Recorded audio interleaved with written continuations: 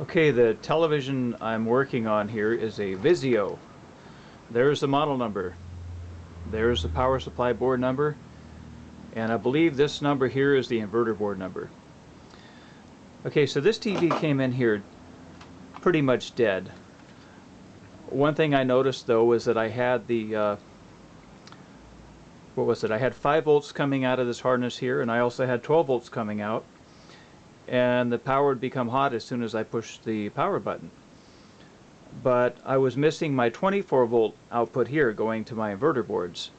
So I figured, well, let me unplug this here and see if the voltage returns. And sometimes, as you know, that there can be a short to ground on an inverter board, and it'll drag your output voltage down to ground potential.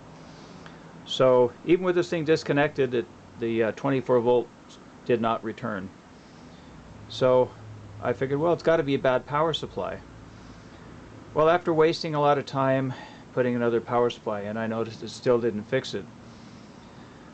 I realized that this particular TV had an issue with the inverter board, and the inverter board on this particular model showed a very low resistance, measuring from the input fuse here to ground. I measured about 3.2 ohms, and that's way too low of a resistance. I don't know what it should have been. I guess I could test the one here and put it in the annotations what the resistance should have been. But anyway, it was low enough resistance I knew there was probably a problem. Turned out that it was an inverter board. Now, the reason this thing was kind of confusing was that I normally figure as long as I've got my input signal to the power supply from my main board, or what we call the enable signal to tell the power supply to turn on, generally the whole power supply turns on. But in this particular model, it had to have an additional feedback signal or enable signal from the inverter board to give this thing permission to come on. And I didn't realize that was the case, because I assumed that if there was any shorts once I disconnected my cable going to the inverter board, that would allow the voltage to come back up, especially since the rest of the power supply had turned on.